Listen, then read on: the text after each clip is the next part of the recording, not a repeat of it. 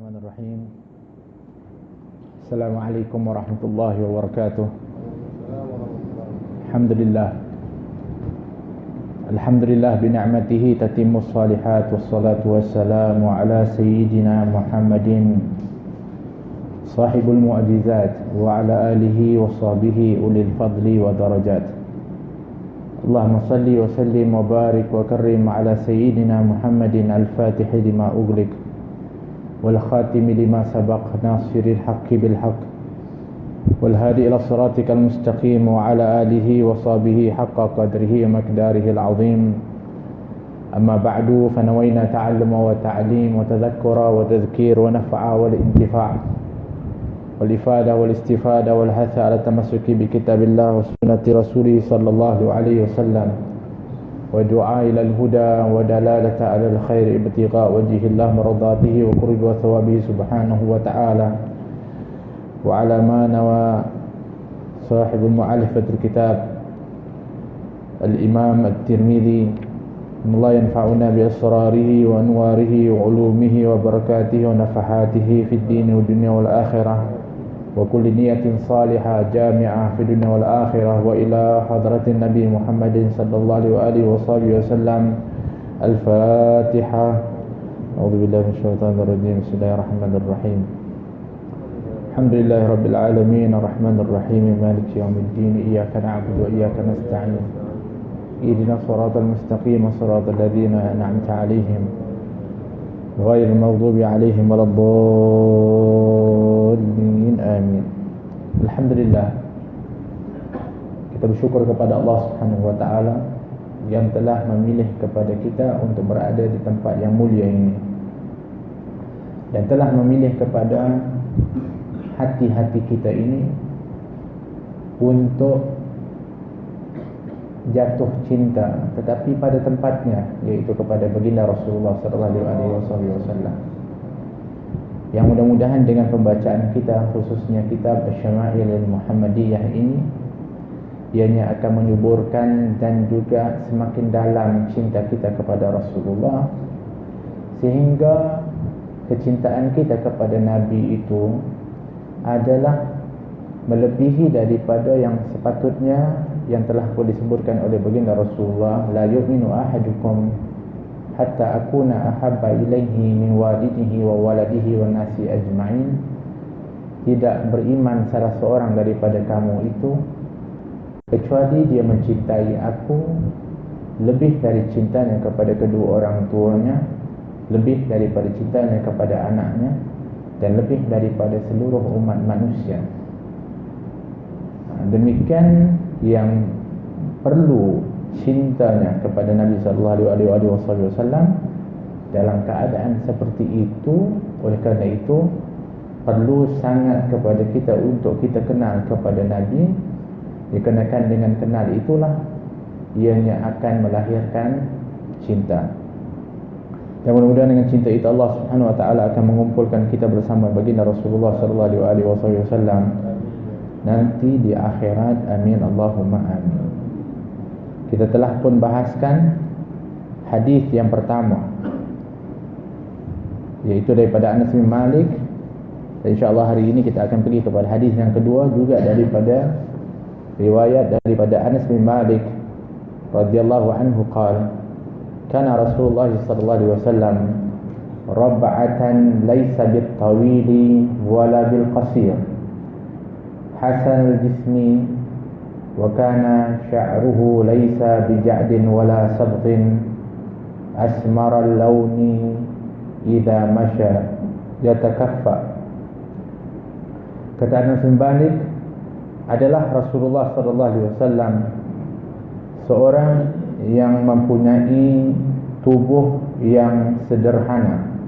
Rabba'atan, sederhana tubuh Nabi sallallahu alaihi wasallam adalah untuk memberitahu akan idealnya, akan tubuh Nabi sallallahu alaihi wasallam.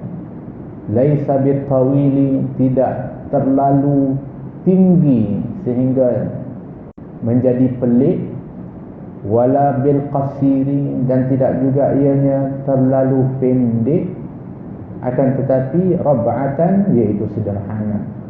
Tubuh Nabi sallallahu alaihi wasallam, ideal tubuh Nabi sallallahu alaihi wasallam untuk menggambarkan kesempurnaan ciptaan baginda Rasulullah sallallahu alaihi wasallam, dan juga untuk membawa simbolik akan agama yang dibawa oleh baginda Rasulullah itu adalah juga merupakan agama yang sederhana, yang disebut sebagai wasatiyah, yang mana ianya adalah merupakan agama yang disebutkan sebagai agama yang mempunyai samhah, iaitu kemudahan di dalamnya. Dan tidak disebutkan mudah akan agama itu kecuali kerana ianya adalah mampu untuk dilaksanakan oleh siapapun dan bagaimanapun, dan bahkan di dalamnya adanya rukhsah dan kemudahan yang telah pun diberikan oleh Allah Subhanahu wa taala di dalam keadaan-keadaan yang tertentu. Demikian Islam, agama yang sederhana dan mudah yang telah pun dibawakan oleh baginda Rasulullah sallallahu alaihi wasallam. Hasan al-jismi, bentuk tubuh Nabi itu hasan, baik dan bagus bentuk tubuh Nabi sallallahu alaihi wasallam. Wa kana sya'ruhu laysa bija'din wala bisatin, dan juga rambutnya, iaitu rambut baginda Rasulullah sallallahu alaihi wasallam, tidaklah dianya ja'din, iaitu kerinting yang berputar, wala sabtin, dan tidak pula ianya lurus kaku. Asmaral launi, dan warna kulit itu asmar, dalam riwayat ini maksudnya adalah coklat. Dianya bertentangan dengan beberapa hadis yang lain yang kebanyakannya adalah diriwayatkan lebih daripada 15 sahabat adalah az-zaharal laun. Az-zaharal laun iaitu warna kulit Nabi itu putih bercahaya. Tapi ada riwayat yang menyebutkan akan warna kulit Nabi itu adalah kemerahan. Idzan di antara para ulama ketika mana ingin untuk nak menyatukan di antara dua riwayat atau riwayat yang berbeza, maka melihat kepada keadaan yang mungkin berbeza pandangan daripada perawi itu sendiri. Adapun asal daripada kulit Nabi itu adalah azharal laun, iaitu putih bercahaya kulit Nabi sallallahu alaihi wasallam. Adapun dianya berubah mungkin menjadi kemerahan ataupun yang disebutkan asmar, iaitu coklat, adalah mungkin adalah tempat yang terkena pancaran. Ketika terkena pancaran matahari, kulit yang putih itu apabila terkena pancaran matahari, dianya akan kemerahan. Akan tetapi asal kulit Nabi SAW itu adalah putih bercahaya, azharal laun. Idza masya yatakaffa'u, dan jika Nabi SAW berjalan, maka pergerakannya itu condong ke hadapan. Nabi kalau berjalan, tubuhnya condong ke hadapan, seperti seolah-olah sedang turun dari satu tempat yang tinggi. Ya, bermakna Nabi SAW ketika mana berjalan itu adalah cepat dan condong ke hadapan tubuh Nabi SAW. Kita akan bahaskan tentang itu secara detail nanti dalam bab. Akan tetapi sebagai gambaran bahawa Nabi SAW kalau berjalan itu berjalan dengan bersungguh-sungguh dan bukan seperti bermalas-malasan. Tidak menjerit akan kakinya. Nabi mengangkat betul-betul kakinya. Langkah kaki Nabi itu adalah mantap. Nabi kalau berjalan itu cepat tetapi tidak tergopoh gapah. Itu adalah merupakan gaya jalannya Nabi Muhammad SAW. Al-Barra ibn Azib radhiyallahu anhu berkata, Al-Bara' bin Azib adalah sahabat Nabi yang ketika mana dianya dalam peperangan Badar pernah minta izin kepada Rasulullah untuk ikut serta dalam peperangan, tetapi tidak dibenarkan oleh Nabi kerana waktu itu dia masih kecil. Tapi setelah itu sudah belasan dari peperangan yang beliau turut serta bersama Rasulullah, tapi pada peperangan Badar tak dibenarkan oleh baginda Rasulullah kerana masih kecil, tak dibenarkan oleh Nabi. Kana Rasulullah sallallahu alaihi wasallam rajulan marbu'an ba'ida ma baina mankibaini 'aziman jammah ila syahmati udhunai alaihi hullatul hamra'a ma ra'aitu syai'an qattu ahsana minhu. Kata beliau, Rasulullah itu merupakan seorang lelaki yang bertubuh sederhana. Kita dah bahaskan yang itu, iaitu tidak terlalu tinggi dan tidak terlalu rendah. Ba'inu ma baina mankibain, iaitu jauh di antara dua bahunya, iaitu lebar akan bahunya Nabi sallallahu alaihi wasallam. Kenapa? Untuk menunjukkan akan kegagahan Nabi sallallahu alaihi wasallam. Orang yang mempunyai dada yang bidang, bahunya itu luas, tinggi, itu adalah menunjukkan gagahnya seseorang itu, kuatnya seseorang itu. Hari ini adanya daripada acara bina badan, yang dibina juga adalah bahunya, posturnya, untuk menunjukkan akan gagah dan juga cantiknya dari tubuh badan, tapi kadang-kadang melampaui daripadanya.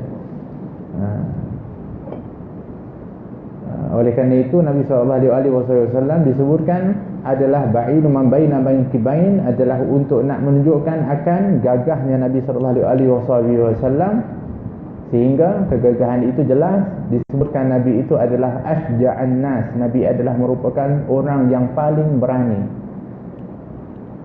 Dan keberanian Nabi itu adalah zahir dan hatinya, bukan hanya kekuatan fizikal saja. Ada orang kuat fizikalnya, hatinya lemah, kecil hatinya, Allah, kecut hatinya, penakut hatinya. Ada kan yang kadang-kadang orang buat istilah apa, badan dia besar, penakut rupanya.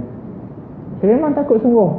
Malam-malam nak pergi tandas pun ajak orang teman juga, badannya Allah besar. Bermakna ada orang kadang-kadang fizikalnya kuat tapi hatinya lemah dan pengecut. Akan tetapi Nabi SAW fizikalnya gagah, bahkan mengalahkan daripada ahli kusti yang terkuat di Makkah, Rukainah, ketika mana mengajak untuk bergusti, maka Nabi SAW menyahut cabarannya dengan niat Nabi SAW nak ajak dia untuk beriman. Hari ini kalau ada orang ajak bergusti, bergaduh, jangan. Kenapa pantang? Ini adalah panggilan sambutan jantan ni. Tak, Islam suruh kita lebih baik untuk tidak berkelahi, bergaduh dan bersabar. Tak boleh jadikan dalil. Dalilnya Nabi SAW tu bergusti dengan Rukainah tu, penggusti daripada Mekah. Oh, itu atas tujuan dakwah. Adapun gusti yang dilakukan bukan gusti yang ganas teruk, tapi adalah bagaimana untuk menumbangkan kepada lawan. Maka disebutkan gagahnya daripada penggusti Mekah ini, bahkan kalau dia duduk di atas kulit, 70 orang nak tarik pun tak mampu untuk menggerakkan. Kenapa? Kuatnya kuda-kuda dia tu. Macam mana nak tumbangkan? Kalau duduk diri atas tu dengan kuda-kuda yang kuat pun nak tarik oleh 70 orang pun tak boleh nak berganjak.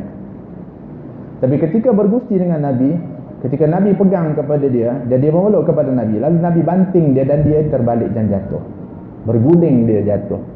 Hairan dia, macam mana dia yang begitu gagah dapat mudah saja baginda Rasulullah SAW membanting kepadanya. Maka dia tak boleh terima. Dia rasa dalam keadaan yang tak boleh diterima, maka dia ajak Nabi untuk ulang. Diulang oleh baginda Rasulullah ketika bergusti. Nabi pun banting lagi kali yang kedua, pun masih dia terpinga-pinga dan tak menyangka boleh berlaku demikian. Dia ajak ulang, diterima oleh baginda Rasulullah SAW, sabarnya Nabi dalam berdakwah. Inginnya Nabi SAW untuk memberikan akan peluang untuk orang itu akhirnya beriman. Walaupun pada akhirnya disebutkan riwayatnya Rukainah akhirnya juga tidak beriman dan menuduh Nabi itu ahli sihir, tapi Nabi berusaha ketika itu untuk nak mengajak kepada dia untuk nak untuk memeluk Islam dengan cara kepandaiannya itu. Mungkin yang boleh untuk kita nak ambil pengajaran dari dakwahnya Nabi, mungkin kita boleh untuk nak melihat mungkin orang yang suka demikian, kita pun melayani kesukaannya selagi tidak keluar daripada syarak dalam matlamat dan hasrat untuk nak mengajak diri seseorang itu dekat kepada Allah. Boleh. Ini dakwahnya Nabi. Bermakna sebenarnya Nabi mempunyai kependekatan yang berbagai. Janganlah sempit sangat hari ini. Bukan hanya di atas meja ilmu saja. Bukan hanya di masjid dan surau saja untuk nak mengajak atau berdakwah kepada seseorang. Tidak. Bahkan turun di lapangan. Kenal pasti daripada apa yang ada di dalam masyarakat. Apa kesukaannya. Bagaimana untuk kita masuk ke dalamnya. Bagaimanakah untuk kita nak menarik mereka dengan minat dan juga apa yang mereka suka. Boleh. Baginda Rasulullah SAW juga berbuat demikian juga. Iaitu Nabi SAW menerima cabaran daripada Rukainah. Untuk apa? Untuk bergusti dengan hasrat agar kalau-kalau nantinya ianya beriman kepada Allah Subhanahu wa taala. Tapi Nabi memang sungguh berani dan gagahnya Nabi kita Muhammad sallallahu alaihi wasallam.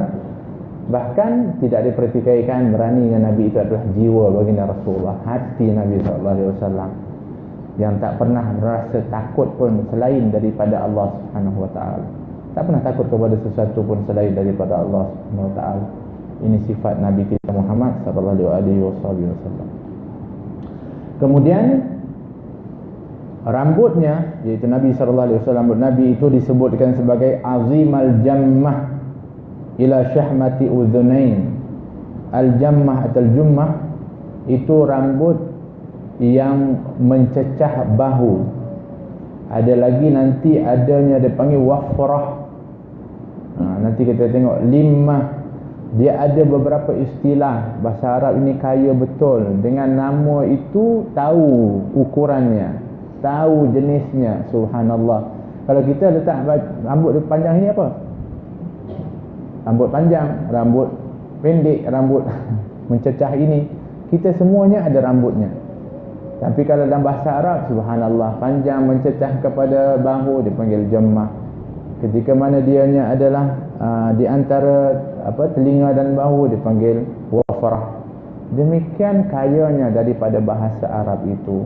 Akan tetapi disebutkan azimul jammah, tebalnya rambut Nabi sallallahu alaihi wasallam adalah sehingga selepas daripada telinga, tapi ianya tidaklah tebal sampailah ke bahu. Bukanlah tebal sampai ke bahu, tidak.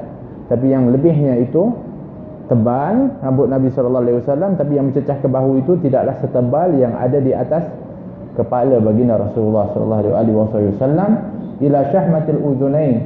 Sebab itu dikatakan yang tebal itu sampai kepada telinganya, tapi yang sampai ke bahu itu tidaklah setebal yang sampai ke telinga Nabi sallallahu alaihi wasallam. Alaihi hullatun hamra ma ra'aitu syai'an qattu ahsana minhu. Yang ketika Al-Barra' meriwayatkan hadis ini, Nabi SAW dikatakan sedang memakai hullah yang berwarna merah. Hullah adalah nama jenis pakaian. Hullah terdiri daripada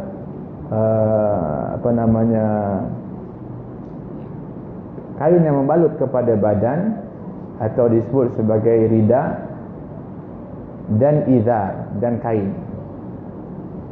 ataupun yang terdiri daripada burdah yang dililit badan dan juga izar dan kain. Itu dipanggil hullah.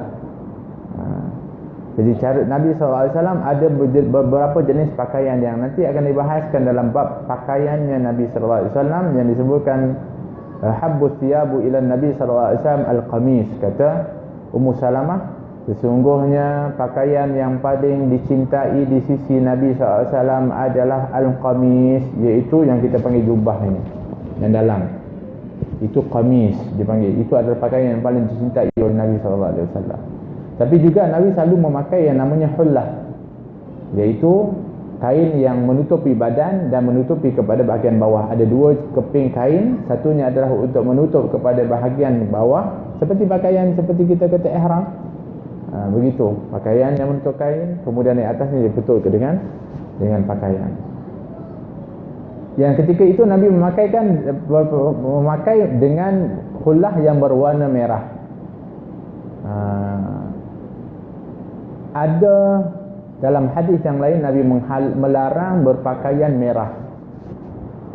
Jadi bagaimana Nabi SAW berpakaian merah? Maka di antara para ulama mengatakan yang maksudkan hullatul hamra di sini bukanlah merah semuanya menyala, tak. Tapi dianya adalah jalur-jalur berwarna merah, tidak sepenuhnya merah. Untuk nak apa? Untuk nak mentaufikan di antara kedua hadis yang mungkin adanya larangan dan yang dilakukan oleh Nabi SAW. Ada juga mengatakan Nabi tak apa boleh pakai, tapi orang lain dilarang oleh Nabi SAW. Ya? Apatah lagi kalau dianya ada orang perempuan yang berwarna merah, pakaian itu menarik bukan hanya kepada manusia, bahkan lembu pun tertarik nanti. Ya? Walhasil ketika mana disebutkan Nabi memakai pakaian berwarna merah, kenapa disebut demikian? Sebab yang namanya pakaian berwarna merah ini adalah pakaian atau berwarna yang sangat sukar untuk disesuaikan dengan seseorang. Dia mesti orang itu cantik betul, kulitnya itu betul-betul putih, baru nampak cantik dia pakai baju warna merah. Tapi kadang-kadang kalau orang yang dianya tak sesuai pakai baju merah, lagi menenggelamkan dirinya, bahkan kadang-kadang lagi tak nampak. Betul kan? Warna merah ni dia, orang ada yang kena, ada yang tak kena memakainya.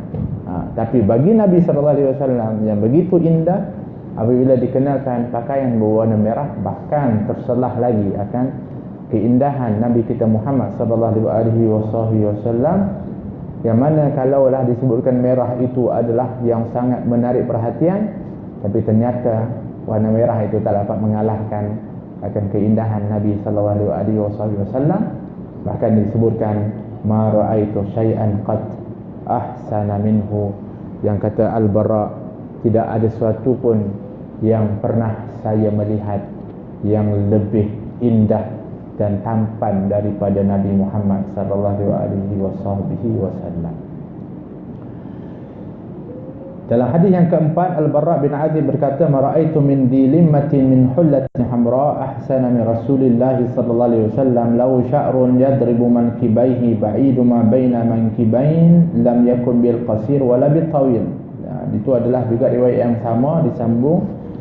Dia mengatakan, "Ma ra'aitu min dilimmatin min hullatin hamra," dan tidak pernah melihat orang yang memiliki rambut yang menyentuh sehingga bawah telinga, iaitu antara cubing telinga dan bahu.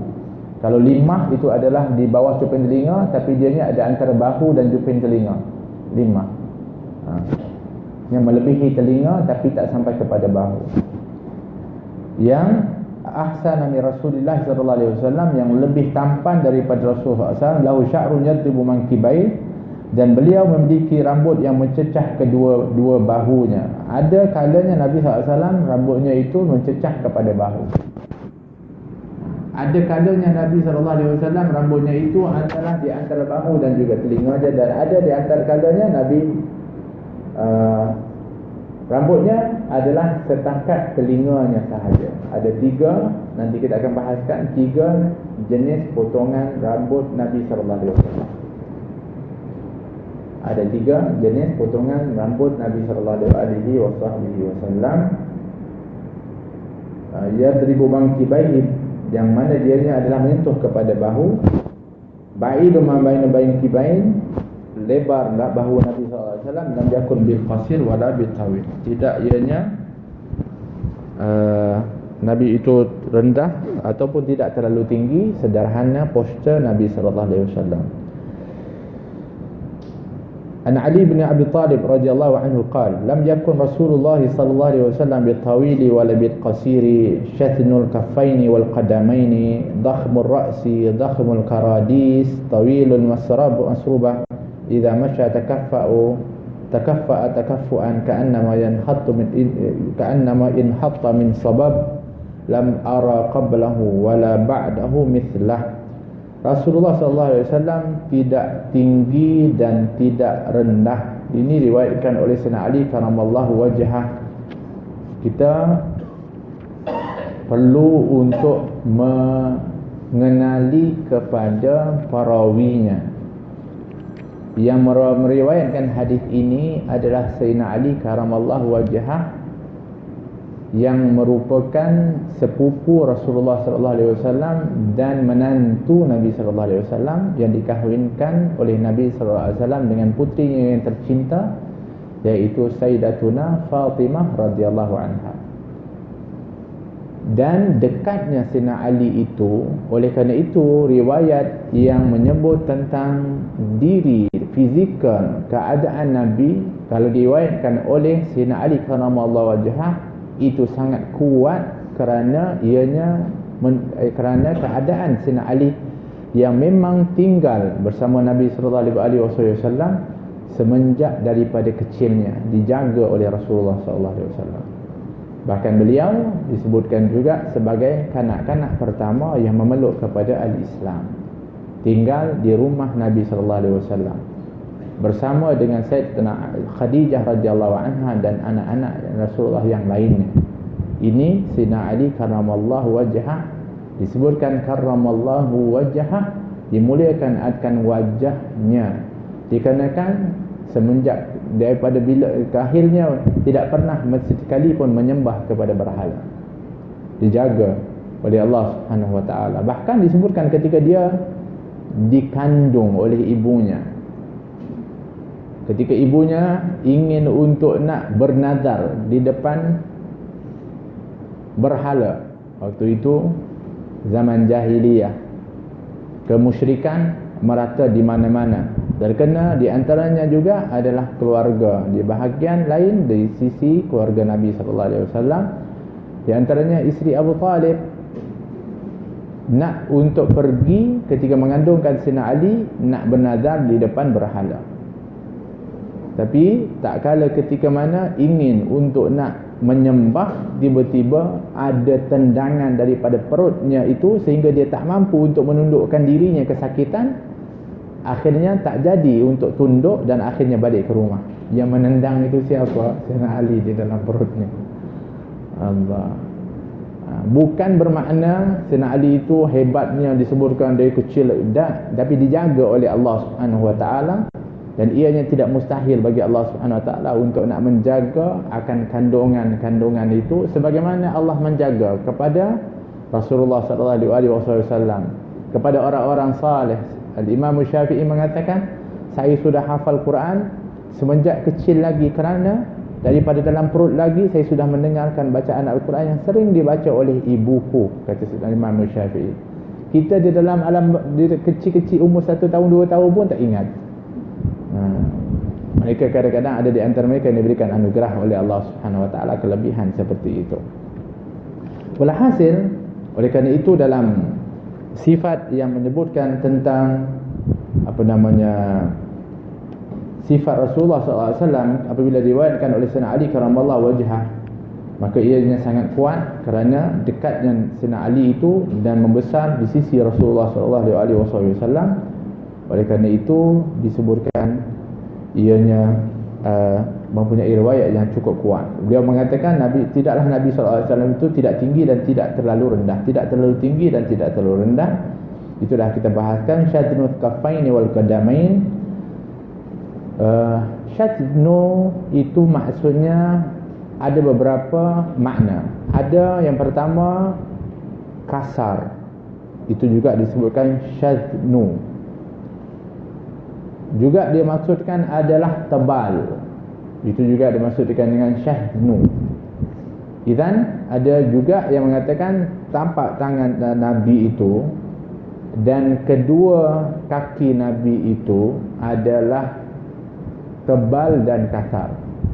Tebal dan kasar. Tapi kalau dikatakan tebalnya kasarnya tangan Nabi SAW, bagaimana dengan riwayatnya Anas bin Malik? Dan riwayat menceritakan tentang tapak tangan Nabi yang mengatakan bahawa sesungguhnya tapak tangan Nabi itu lebih halus dan lembut daripada sutera. Adakah dia bertentangan dengan hadis ini? Oleh kerana itu para ulama mengatakan ada kalanya tangan Nabi itu akan kasar.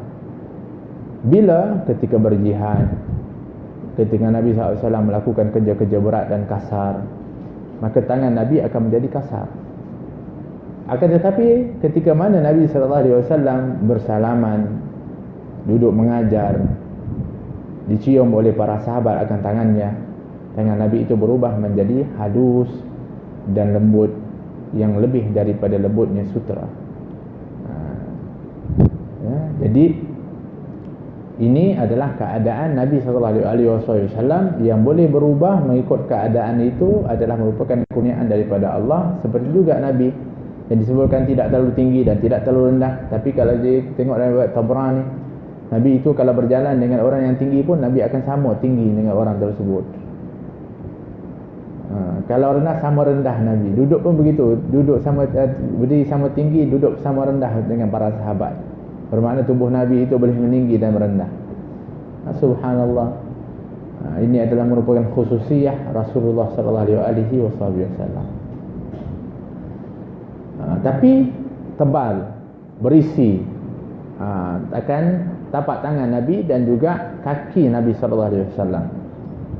Dakhmur ra'si, dan luas akan atau besar, ini luas kepala Rasulullah SAW. Dan ini juga untuk menunjukkan akan suatu simbolik akan kebijaksanaan Nabi SAW, kecerdasan Nabi SAW, yang digambarkan dengan luasnya akan kepala Rasulullah SAW. Oleh kerana itu para ulama mengatakan orang yang makhluk yang paling pandai dan yang paling berakal adalah Rasulullah SAW. Sehingga disebutkan Nabi itu kedudukan kepandaiannya dan kebijaksanaannya itu adalah 1/10 daripada kebijaksanaan Nabi itu adalah merupakan kebijaksanaan para Nabi dan Rasul. 1/10 daripadanya. Dan 1/10 daripada kebijaksanaan para Nabi itu adalah merupakan daripada otaknya atau akalnya daripada para para hukama, iaitu orang-orang yang alim dan orang-orang yang hakim, orang yang bijaksana. Orang yang bijaksana betul hanya 1/10 daripada para Nabi. 1/10 lagi daripada itu, iaitu daripada para hukama, daripada para ulama, iaitu orang yang bijaksana dipanggil. Itu adalah 1/10 daripadanya adalah merupakan akalnya daripada orang-orang yang biasa, orang-orang lelaki disebut. 1/10 daripada orang lelaki, kebijaksanaan itu adalah kebijaksanaan ataupun akalnya orang perempuan. Minta maaf ya, orang perempuan jangan marah. Ini kajian daripada ulama. 1/10 daripada itu adalah merupakan daripada akalnya seorang wanita. Tapi hari ini kata ada orang perempuan tak puas hati, dia mengatakan hari ini kalau tengok di universiti, di sekolah, di tempat-tempat ilmu yang banyaknya orang perempuan. Bahkan yang skor pun orang perempuan. Yang kerja pun banyak sekali yang minta orang perempuan. Macam mana nak katakan orang perempuan 1/10 saja daripada akalnya berbanding daripada orang lelaki? Dan itu tidak juga sebagai bukti akal, tetapi yang dianya membezakan adalah ketekunan, kerajinan. Orang lelaki ni pandai tapi kadang-kadang tu malas. Begitu. Akan tetapi Nabi kita Muhammad SAW adalah orang yang cukup bijaksana, Sebab itu kalau kita lihat bagaimana Nabi berhadapan dengan masyarakat, dengan keadaan suasana pada zamannya, dengan kebijaksanaan Nabi SAW. Yang ada kalanya Nabi tanggapi dengan kata-kata dan nasihat, ada kalanya Nabi diam, ada kala Nabi SAW memberikan sesuatu, ada kala Nabi SAW bersikap tegas, ada kalanya Nabi SAW bergurau, ada kalanya Nabi SAW bahkan mendoakan sahaja. Demikian akan kebijaksanaan Nabi berhadapan dengan suasana yang mungkin tak terbaca pun oleh seseorang itu, yang kalau ianya hanya didasarkan dengan logik ataupun dengan pandangan, pasti mungkin kita akan menganggap tindakan Nabi itu adalah tidak sesuai dan tak betul. Tapi ternyata rupa-rupanya besarnya kebijaksanaan Nabi. Seperti contohnya seorang Arabi yang masuk ke dalam masjid, kemudian ketika Nabi berkumpul dengan para sahabat, dia pergi satu sudut dalam masjid dan dia minta maaf kencing di dalamnya. Para sahabat melihat perbuatan Arabi ini marah, sehingga di antara mereka yang nak bangun nak memukul kepada Arabi itu. Tapi dilarang oleh baginda Rasulullah SAW, mengatakan biarkan dia selesai daripada menunaikan perkara itu. Dan kalau selesai nanti, ambillah kamu sebaldi air, kemudian siramkan di atasnya air tersebut, maka tempat itu akan menjadi suci. Kemudian Nabi panggil kepada Arabi itu, mendekat Arabi itu kepada Nabi, mengatakan, wahai saudara Arab, sesungguhnya perbuatan kamu itu tidak boleh untuk dilakukan di sini, kerana kan di sini adalah tempat untuk beribadah, untuk salat, untuk i'tikaf, untuk bermunajat. Nabi terangkan satu persatu dengan kebijaksanaan Nabi SAW, sehingga Arabi itu menerima akan nasihat Nabi, walaupun dia seorang badui yang mungkin dianya kalau dimarah, kalau dikasari, dia tak boleh untuk terima, maka dengan kebijaksanaan Nabi akhirnya dia terima. Akan tetapi ada hikmah dan kebiasaan lain yang boleh dilihat daripada larangan Nabi ketika mana para sahabat yang cuba untuk mengusirnya. Dikarenakan kalaulah ketika mana Arabi itu ketika kencing, minta maaf, nak dipukul ataupun nak dihalau, pasti dia akan lari dalam keadaan kencingnya, maka tempat itu akan semakin banyak tempat yang kotor. Bukan satu tempat je, dari satu masjid nanti, satu masjid kena air kencing dia, kan susah nak cuci. Allah bijaknya Nabi SAW. Dan di antara juga setelah dikaji oleh para ulama, mengatakan mungkin kalau sekiranya dilarang, boleh dia menahan. Dia mana dia kencing, dia tahan kencing dia, boleh, ada kata boleh untuk menahan. Tapi kalau orang yang berbuat demikian, dia akan merosakkan kepada buah pinggang seseorang itu.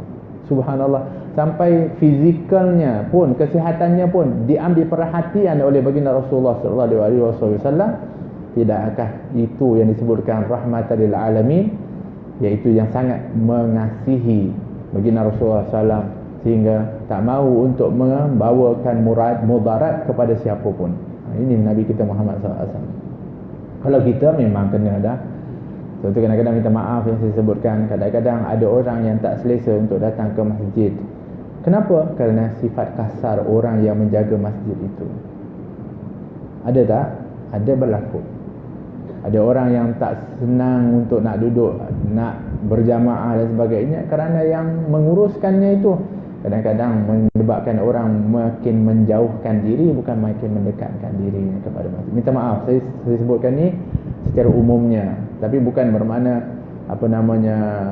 tak betul, tak perlu tegas, tidak perlu, silakan, tetapi biarlah dengan kebijaksanaan.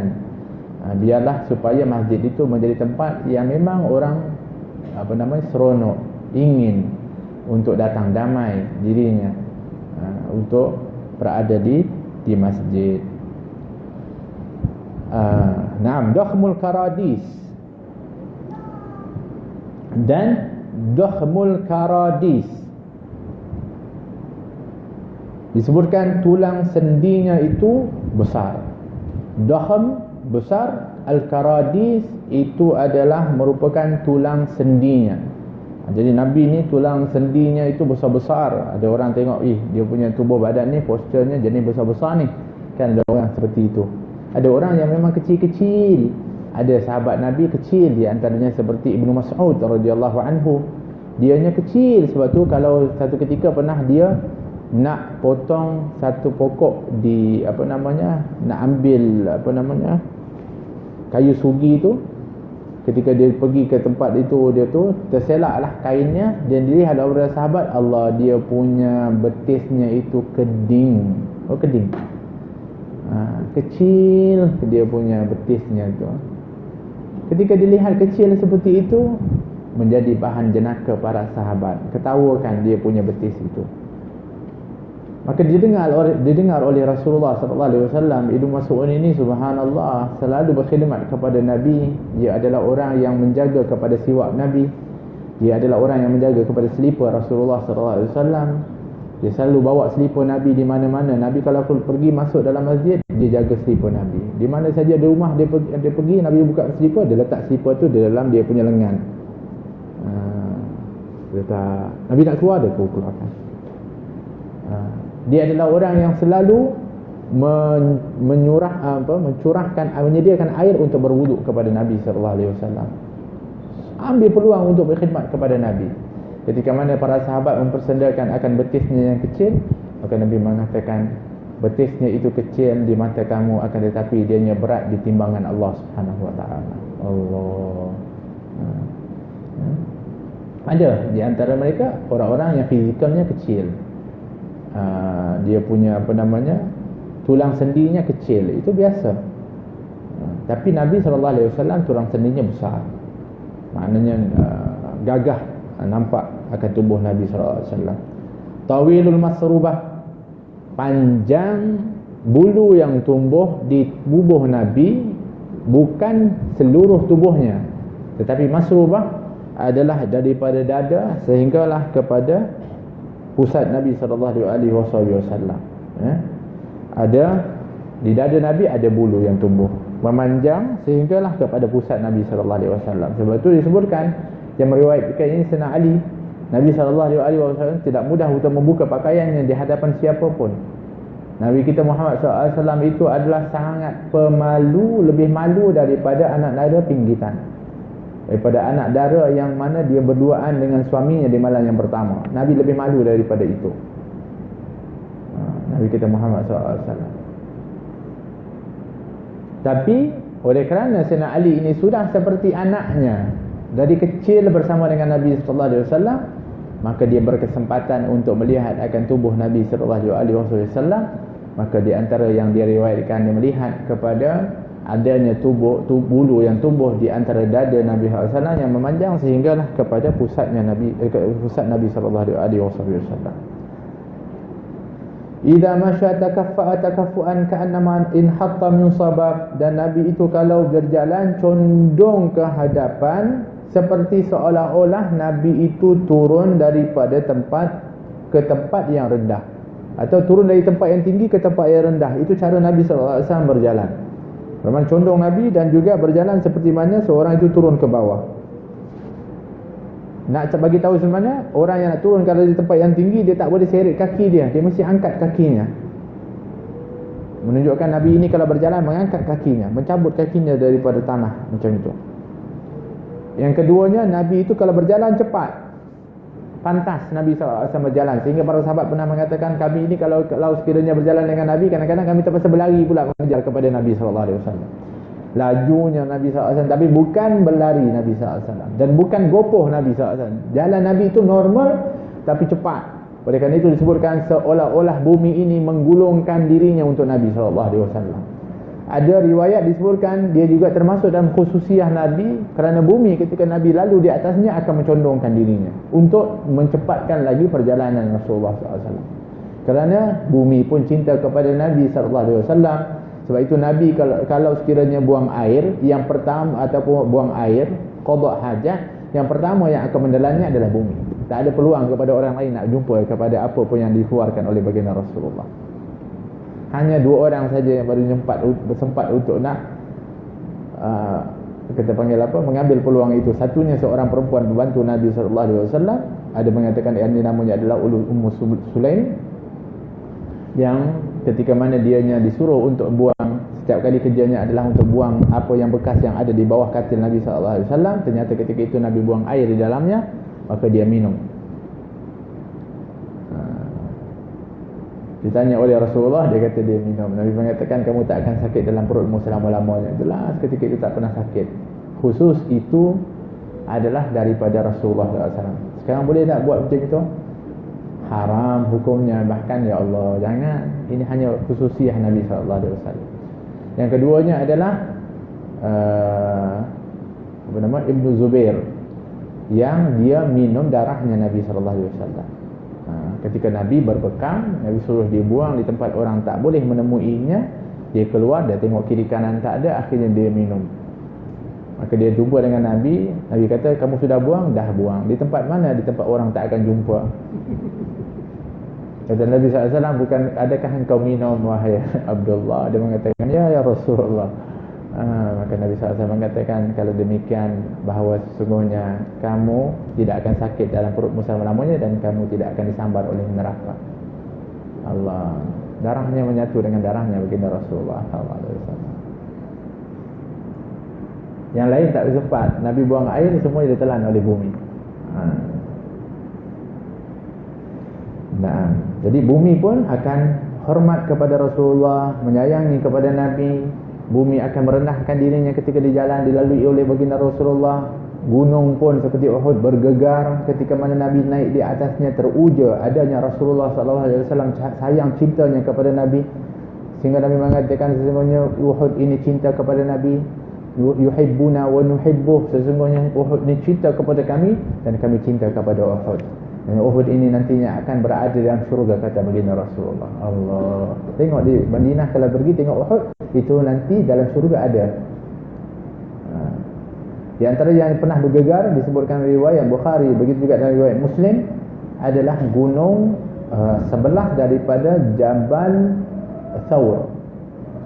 Ada namanya bukit, saya lupa namanya, sebelah Jabal Thawr. Disebutkan ketika itu Nabi SAW nak dibunuh, maka Nabi naik di atas bukit tersebut.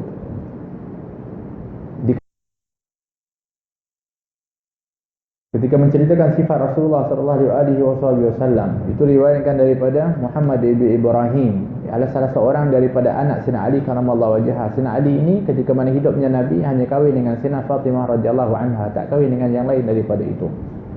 Setelah wafatnya Sayyidina Fatimah, Rasulullah wafat, kemudian meninggalnya Sayyidina Fatimah, barulah setelah itu dia berkahwin dengan beberapa orang. Maka di antaranya ada anak-anak Sayyidina Ali yang bukan daripada anak Sayyidatina Fatimah radhiyallahu anha. Akan tetapi para ulama mengatakan akan zuriat Nabi itu hanya daripada anaknya Sayyidatuna Fatimah. Bermakna kalau Sayyidina Ali punya keturunan itu boleh juga dinamakan sebagai Ahlul Bait, tetapi bukan zuriat. Dia ada beza dengan Ahlul Bait, ada perbezaan dengan Adil Bait, ada perbezaan dengan zuriat, itu ada perbezaan. Kalau zuriat Nabi SAW yang Nabi mengatakan kullu sababin wa nasabin lam yunqata'u yaumal qiyamah illa sababi wa nasabi. Dan riwayat yang mengatakan illa sababi wa nasabi wa sihri. Semua sebab, semua nasab, semua jalinan pernikahan itu terputus pada yaumul qiyamah kecuali sebabku, keturunanku, nasabku dan juga talian pernikahan denganku. Yang ini tak terputus, terus akan ada. Yang lainnya akan ada yang terputus, ada yang tak ada dan sebagainya. Ini diriwayatkan dalam hadis Nabi sallallahu alaihi wasallam. Oleh kerana itulah Sayyidina Umar Al-Khattab radhiyallahu anhu mengahwini kepada anak Sayyidina Ali karamallahu wajhah, anak Fatimah. Dipanggil Ummul Karimah. Dia kahwin sebab apa? Sebab dia kata, aku dengar Nabi SAW mengatakan semua itu akan terputus kecuali di antaranya yang tak terputus adalah hubungan perkahwinan yang melibatkan keturunan Rasulullah SAW. Oleh kerana itu aku kahwin dengan itu supaya aku nanti dapat tak terputus. Subhanallah. Ini adalah merupakan daripada Muhammad bin Ibrahim, anak daripada keturunannya Sayyidina Ali karamallahu wajhah. Dia meriwayatkan daripada Sayyidina Ali ketika menceritakan tentang sifat Rasulullah yang mengatakan lam yakun Rasulullah SAW bitawil mumaghid wala biqasir mutaraddid. Nabi itu tidaklah tinggi, terlalu tinggi dan tidak terlalu rendah. Wa kana rab'atan minal qaumi, dan sungguhnya watakan Nabi ataupun kita panggil apa? Bentuk Rasulullah SAW itu adalah rab'atan, adalah sederhana di kalangan kaum. Tidak terlalu keterlaluan, sederhana Nabi SAW. Walam yakun bija'dil qatad wala bisabti kana ja'dan rajulan. Nabi SAW rambutnya itu tidaklah kerinting yang memintal dan tidak juga dengan bisabti, dan juga tidaklah dianya rambutnya itu lurus kaku, tidak. Tetapi kana ja'dan rajulan, akan tetapi rambut Nabi itu adalah bergelombang, ikal mayang kita panggil begitu. Walam yakun bil mutahham wala bil mukalsam. Mutahham dan mukalsam lebih kurang sama maknanya. Nabi itu tidak gemuk, tidak.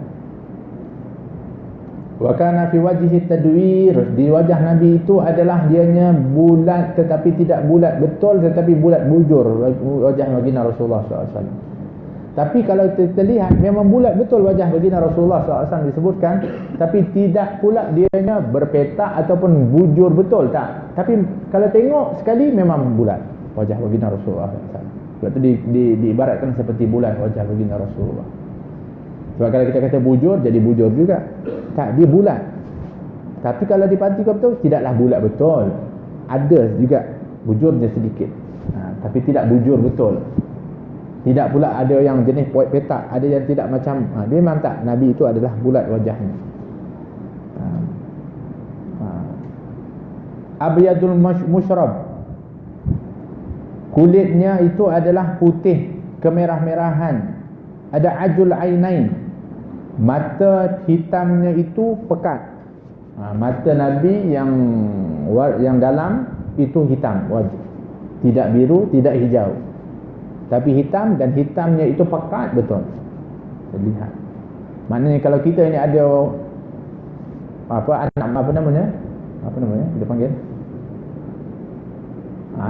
bola mata kita tu, saya pun dah lupa pula apa nama dia, kita panggil apa dia, yang hitam tu, anak mata. Anak mata tu kalau kita ni semuanya warna hitam, syukur alhamdulillah sama macam Rasulullah SAW. Yang pergi pakai warna hijau tu kenapa? Yang biru tu kenapa? Ya Allah, konon-konon nak tiru kepada warna yang lain tu kenapa? Rasulullah anak matanya berwarna merah hitam, pekat hitamnya. Maka kalau kita yang contohnya di Asia ini hitam, itu alhamdulillah, kerana seperti anak matanya Nabi SAW yang berwarna hitam, tak perlu nak tukar dengan warna lain lagi. Ada ahdabul asfar, dan juga bulu matanya lentik. Tapi disebut dalam riwayat anak matanya hitam, yang kelilingnya itu putih, tapi nampak urat-uratnya yang berwarna merah. Ada sedikit-sedikit urat-urat yang ada di dalam mata putihnya baginda Rasulullah. Tapi ahdabul asfar, bulu mata Nabi itu lentik. Cantik bulu mata baginda Rasulullah SAW, lentik bulu mata baginda Rasulullah SAW. Di antaranya juga dikarenakan Nabi ini, di antara amalan Nabi adalah memakai celak sebelum tidur dengan celak daripada ismid. Kata Nabi SAW, iktahilu bil ismid, bercelaklah kamu dengan celak yang dibuat daripada ismid. Kenapa? Kerana dia yang mencerahkan mata dan juga melebatkan bulu mata. Nabi kita Muhammad SAW matanya itu sudah bercelak dah, automatik dah diberikan oleh Allah SWT, cantik. Tapi Nabi pakai celak juga sebelum tidur. Kenapa? Khasiatnya untuk mata dan juga untuk menebalkan bulu mata. Tak perlulah pakai bulu mata extension tu. Kan? Itu hukumnya haram. Dalam hadis Nabi mengatakan haram, dilaknat orang yang memakai rambut yang disambung rambut dengan rambut yang lain. Tak boleh. Begitu juga bulu mata, pergi sambung juga dengan yang lain juga. Untuk apa? Kan? Bulu mata yang begitu terlalu panjang pula, dia bukan macam orang, itu macam unta. Unta memang bulu matanya panjang betul. Sebab apa? Sebab duduk padang pasir, supaya pasir yang ribut pasir itu tak masuk dalam mata dia. Itu khasiat dia tu. Allah cipta seperti itu. Yang kita pula kenapa nak panjang tu? Untuk apa? Kan, kalau nak betul, pakai celak dia waktu malam, sebelum tidur. Jalilul musyashi wal katad. Dan tulang sendi Nabi itu jalil, apa namanya, gagah.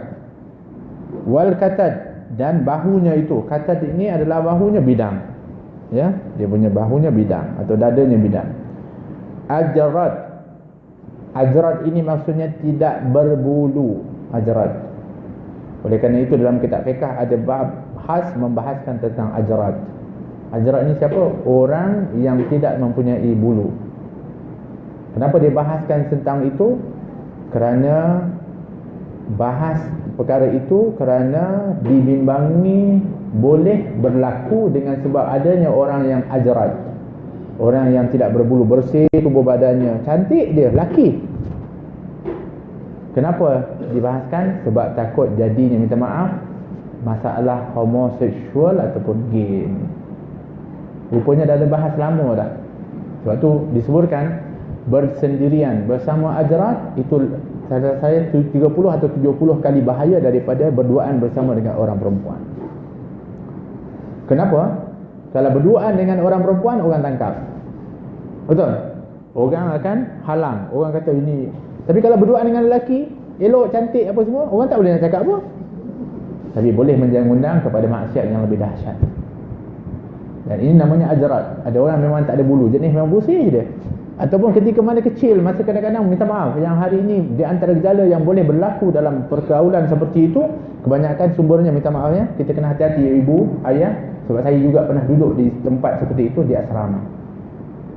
Waktu ketika mana 13, 14 tahun, 15 tahun itu, Allah, cantik, kulitnya cantik. Ni orang lelaki waktu tu duduk asrama lelaki, ada senior, ada tu dan sebagainya.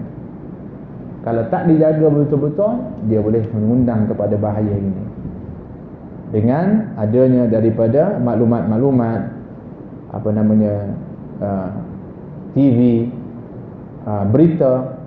Saya pun hairan, kenapa hari ini berita kadang-kadang cerita pasal, apa namanya, lelaki kahwin dengan lelaki, di highlightkan, oh dia pelakon ni kahwin dengan.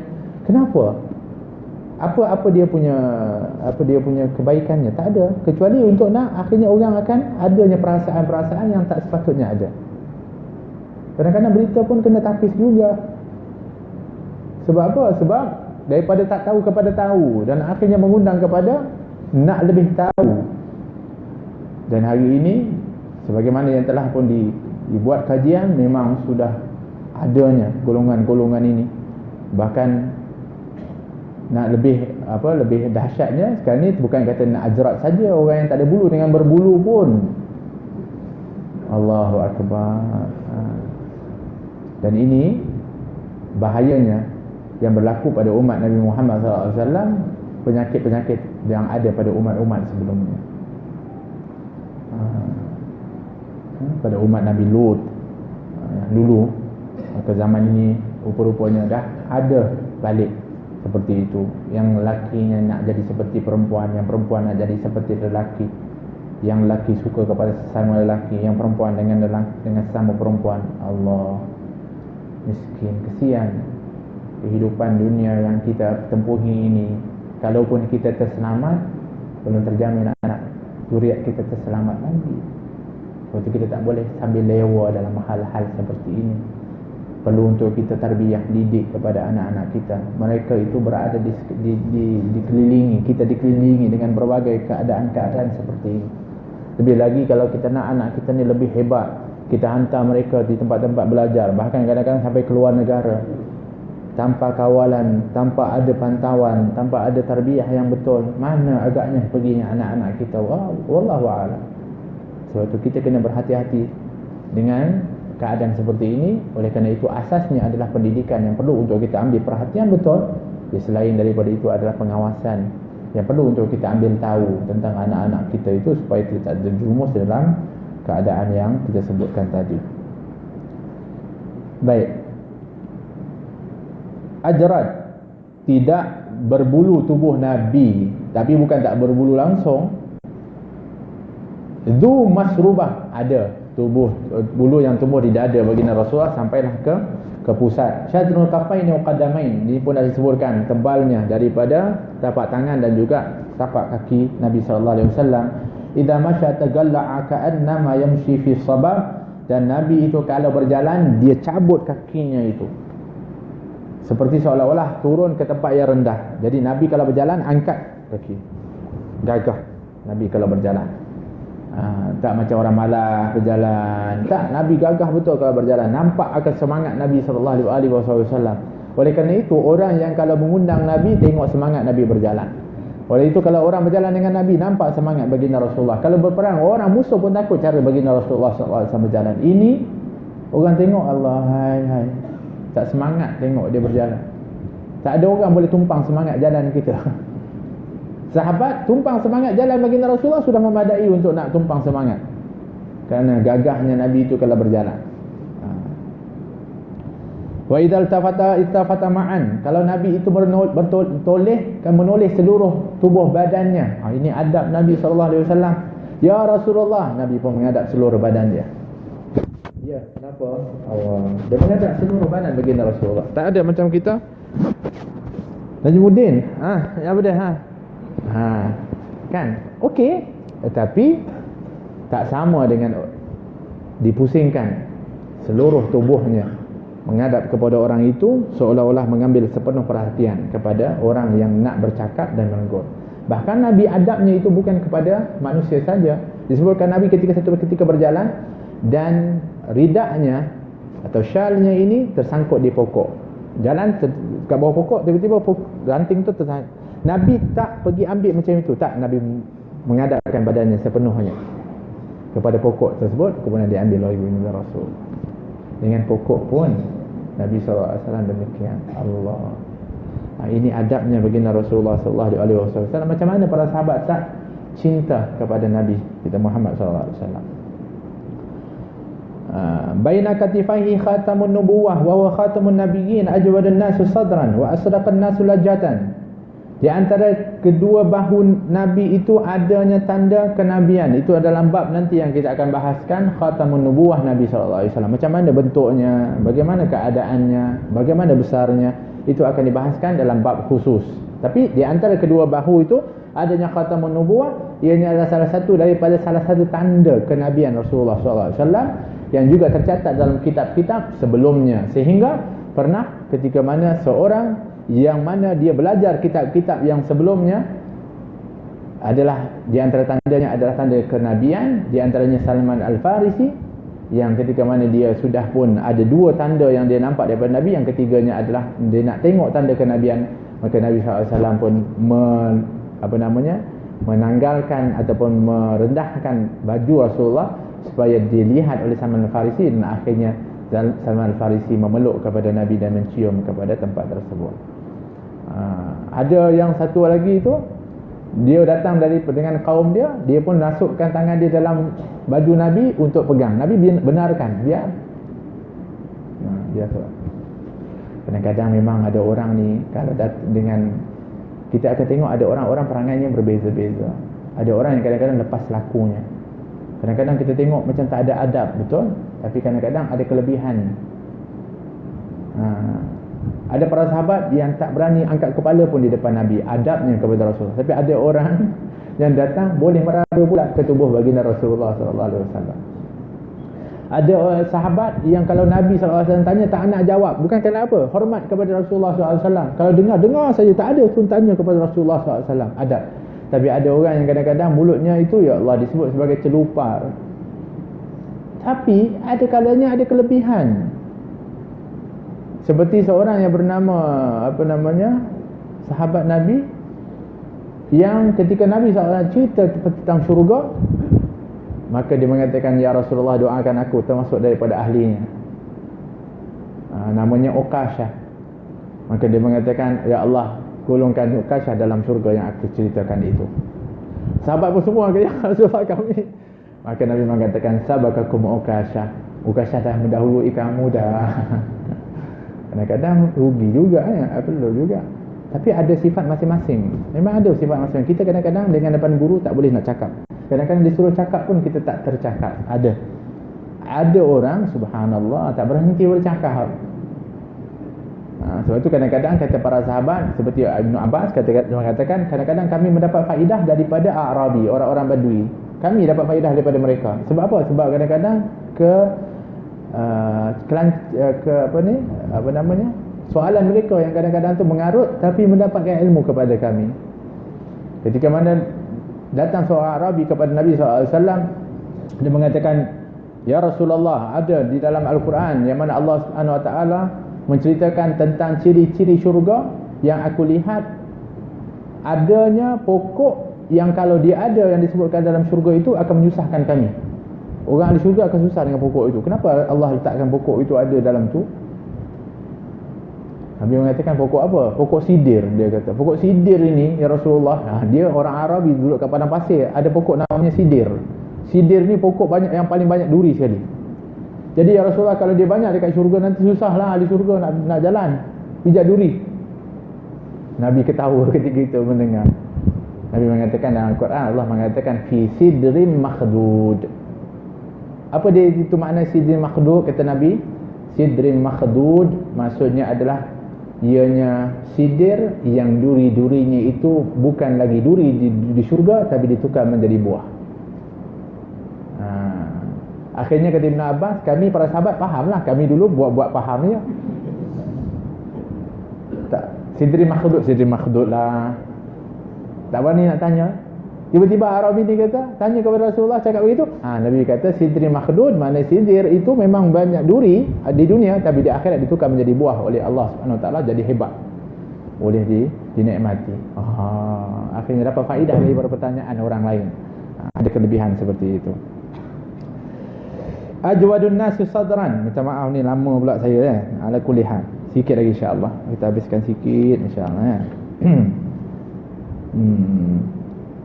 Ajwadan nasu sadran. Nabi ini adalah orang yang paling pemurah. Berlapang dada betul Nabi kita Muhammad. Paling pemurah. Hati dan dada yang paling pemurah adalah Rasulullah sallallahu alaihi wasallam. Sebab itu disebutkan oleh Sayyidina Anas bin Malik 3 ciri utama Nabi. Ahsanan nas, ajwadan nas, asja'an nas. Nabi itu adalah yang secantik-cantik dan sebaik-baik manusia, sepemurah-pemurah manusia, seberani-berani manusia. Dan Nabi kalau yang paling pemurah, sehingga Nabi kalau orang minta atau orang minta ke atau orang tanya ke, tak pernah mengatakan tidak. Semua ya belaka. Subhanallah.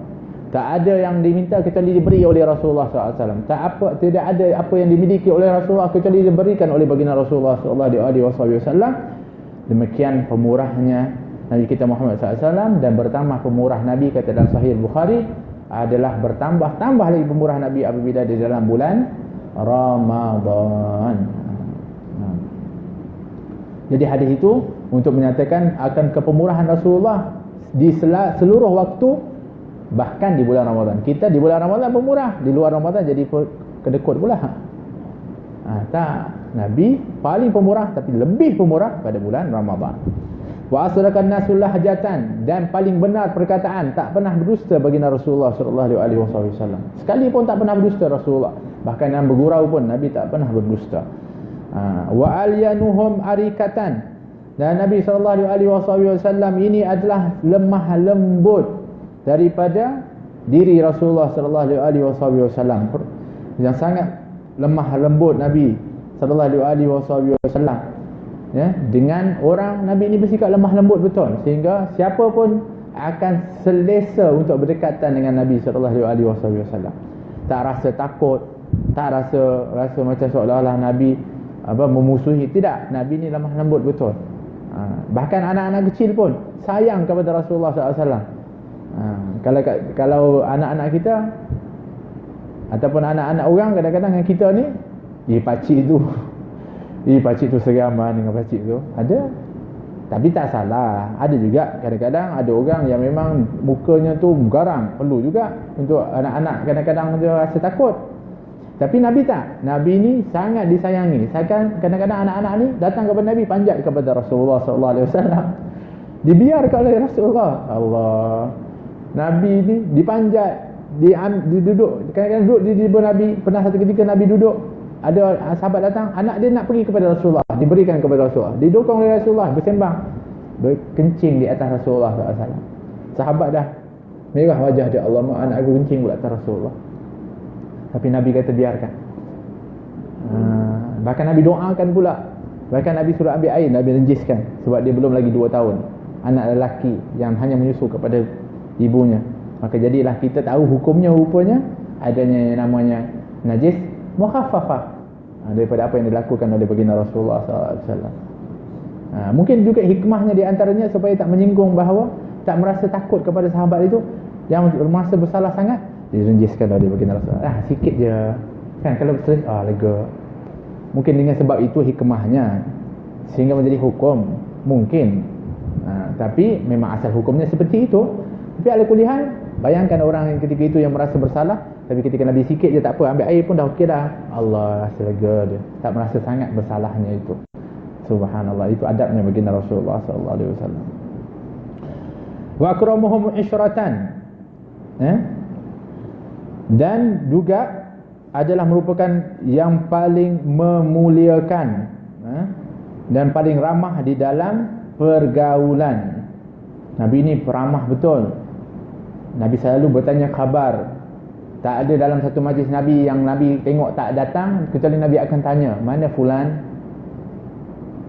bagaimana keadaannya. Kalau sekiranya ada mengatakan dia sakit, Rasulullah, jom kita pergi ziarah kepada dia. Subhanallah, tak ada yang sakit kecuali semuanya diziarahi oleh baginda Rasulullah SAW. Patutnya Nabi yang didatangi, tetapi kebanyakan kalau kita tengok dalam riwayat, Nabi mendatangi para sahabat, Nabi yang ziarah kepada para sahabat, Nabi yang tolong kepada para sahabat. Sebab itulah hebatnya adab dan akhlaknya Nabi kita Muhammad SAW. Man ra'ahu badihata habah, barang siapa yang melihatnya pasti akan rasa takut dengan kewibawaannya. Maksudnya apa? Rasa gemetar dengan kewibawaannya, iaitu merasa hormat betul, merasa mulia betul. Kita mesti menghormati terus kepada Rasulullah. Sekali tengok je, wah, ini orang berwibawa betul, berkarisma betul. Wa man khalatahu ma'rifatu ahibbah, tapi kalau dah mula ketika itu mempergaului kepada Nabi, dekat dengan Rasulullah SAW dan kenal kepada Nabi, bahkan akan jatuh cinta kepada Rasulullah SAW. Dan mudah-mudahan kita ini yang sekarang sedang mengenali kepada Nabi akan jatuh cinta kepada Nabi SAW, insya-Allah. Yaqulu na'ituhu lam ara qablahu wala ba'dahu mislah sallallahu alaihi wasallam. Sehingga setiap orang yang akan menceritakan sifat Rasulullah sallallahu alaihi wasallam, setelah menceritakan akan kehebatan seperti mana yang kita dengar tadi, hebat betul daripada ciri-ciri Rasulullah, akhlak-akhlak Rasulullah, akan tutup dengan perkataannya itu. Kerana sebenarnya apa yang cuba digambarkan dari riwayatkan itu pun tidak akan dapat untuk menyamai, apatah lagi melebihi daripada apa yang nak digambarkan kepada Nabi sallallahu alaihi wasallam. Disimpulkan untuk kita faham, akan mengatakan lam ara qablahu wala ba'dahu mislah sallallahu alaihi wasallam. Tidak pernah saya melihat sebelum beliau dan setelah beliau sallallahu alaihi wasallam yang seumpama seperti yang Nabi sallallahu alaihi wasallam. Allah, alangkah rindunya sepatutnya kita kepada Nabi sallallahu alaihi wasallam setelah kita semakin mengenal kepada Nabi kita Muhammad sallallahu alaihi wasallam. Mudah-mudahan Allah Subhanahu wa taala jadikan kita adalah merupakan daripada orang yang mendapatkan bahagian daripada bahagian yang terbaik untuk berjumpa dan bertemu dengan Nabi Muhammad sallallahu alaihi wasallam, untuk diberikan akan nikmat dan rahmat kepada mata ini, mata yang mungkin kita pernah gunakan untuk bermaksiat, mata yang kita gunakan untuk melakukan perbuatan yang bukan-bukan. Tetapi kita mohon kepada Allah, mudah-mudahan mata ini Allah berikan izin untuk melihat dan bertemu dengan Nabi Muhammad sallallahu alaihi wasallam, dan mudah-mudahan bertambah rindu, dan jadikanlah ya Allah hati-hati kami hati-hati yang sentiasa rindu kepada Nabi Muhammad sallallahu alaihi wasallam. Dan dengan kerinduan ini ya Allah, jadikanlah kami benar-benar menjadikan Nabi itu sebagai contoh tauladan dalam kehidupan kami, baik itu daripada akhlak Rasulullah, baik itu cara kehidupan Nabi Muhammad, cara apa saja yang telah pun diriwayatkan daripada Nabi, itulah yang menjadi daripada apa yang kami akan contohi ya Allah. Ya Allah ya Arhamar Rahimin, sesungguhnya kami adalah merupakan umat Nabi Muhammad sallallahu alaihi wasallam. Kejayaan umat ini adalah bergantung dari dekatnya dengan Nabi Muhammad sallallahu alaihi wasallam. Maka dekatkan kami dengan Nabi, dengan cinta kami, dengan sunnah Nabi itu yang kami lakukan, dengan akhlaknya yang sudah meratai kepada diri kami ya Arhamar Rahimin. Ya Allah, ampuni dosa-dosa kami ya Allah. Yang dosa ini kalau kau ampuni pasti menggembirakan hati Nabi Muhammad sallallahu alaihi wasallam. Ya Allah, akan tetapi kalau kau kekalkan kami itu sebagai orang berdosa, pasti menjadikan hati kasih-Mu Nabi Muhammad sallallahu alaihi wasallam. Maka ampunilah kami ya Allah. Ampunilah dosa kedua orang tua kami ya Allah. Ampunilah dosa kedua orang tua kami ya Allah. Jadikanlah mereka insan yang istimewa di sisi-Mu ya Arhamar Rahimin, yang masih hidup, panjangkan umur mereka dalam sihat walafiat dan ketaatan kepada-Mu ya Allah. Yang telah meninggal dunia ya Allah, jadikan kubur mereka di taman-taman syurga-Mu ya Allah. Ya Arhamar Rahimin ya Allah. Jadikanlah rumah tangga kami rumah tangga yang bahagia ya Allah, rumah tangga yang di dalamnya menjadikan hero dan juga yang menjadi contoh adalah Rasulullah, yang ada bacaan Al-Quran, yang ada zikrullah, yang ada selawat dan salam kepada Rasulullah, yang di dalamnya ada cerita tentang Rasulullah dan para kekasih Rasulullah, para sahabat, para keluarganya dan juga para salihin ya Allah. Jangan kau penuhi rumah tangga kami dengan cita-cita yang bukan-bukan ya Allah, dengan tokoh-tokoh maksiat ya Allah, dengan orang penghibur-penghibur yang bukan-bukan ya Allah. Akan tetapi jadikan rumah tangga kami penuh dengan cerita tentang-Mu ya Allah, cerita tentang kekasih-Mu Nabi Muhammad, cerita tentang para salihin daripada umat Nabi Muhammad sallallahu alaihi wasallam. Ya Arhamar Rahimin ya Allah, kalau kau panjangkan umur kami dalam ketaatan kepada-Mu ya Allah, di dalam mengikuti sunnah dan akhlak Nabi ya Allah. Kalaupun sekarang ini pendek umur kami ya Allah, matikan kami dalam husnul khatimah di atas kalimat la ilaha illallah Muhammadur Rasulullah sallallahu alaihi wasallam, sehingga kami mati dalam husnul khatimah. Ya Allah, lapangkan kubur kami nanti ya Allah. Mantapkanlah lisan kami menjawab soalan para malaikat ya Allah. Jadikanlah kubur kami dari taman-taman syurga-Mu ya Allah. Janganlah kau seksa dan himpit kami di dalam tempat yang gelap itu ya Allah. Akan tetapi dengan rahmat dan kasih sayang-Mu ya Allah, dengan syafaat Rasulullah, selamatkan kami di alam barzakh, terutama kami nanti di mahsyarkan ya Allah. Mahsyarkan kami di bawah bendera kekasih kami Nabi Muhammad ya Allah. Ketika di mahsyar nanti, ketika matahari sejengkal di atas kepala ya Allah, pasti akan dahaga yang bersangatan. Izinkan kami untuk minum dari telapak tangan yang lebih halus dari sutera itu ya Allah, yaitu daripada telapak tangan Nabi Muhammad, dari telaga haudnya yang ketika itu Nabi akan menunggu kami di haudnya ya Allah. Layakkan kami untuk bertemu Nabi di dalam haud baginda Rasulullah, untuk kami minum dari telapak tangan Nabi Muhammad SAW, syarbatan hani'atan mari'atan la nadma'u ba'daha abada, sehingga kami tak akan dahaga selama-lamanya ya Allah. Masukkan kami ke dalam syurga tanpa hisab ya Allah. Selamatkan kami ketika menuju sirat ya Allah. Mantapkan kaki kami melangkah sehingga selamat di seberang sana ya Allah. Ya Allah, kumpulkan kami di dalam syurga Firdaus bersama Nabi Muhammad, yang telah pun kami ceritakan, yang telah pun kami sebutkan, yang telah pun kami cintai ya Allah. Sebagaimana kau janjikan, almar'u ma'a man ahab, seorang itu akan bersama dengan orang yang dicintai. Maka ya Allah, kami benar-benar cinta kepada Nabi Muhammad. Kumpulkan kami dalam syurga bersama Nabi Muhammad ya Arhamar Rahimin.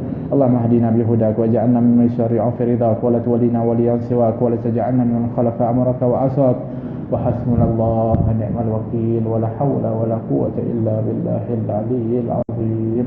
Rabbana atina fid dunya hasanah wa fil akhirati hasanah wa qina adzabannar. Wa sallallahu ala sayyidina Muhammad wa ala alihi wa sahbihi wa sallam.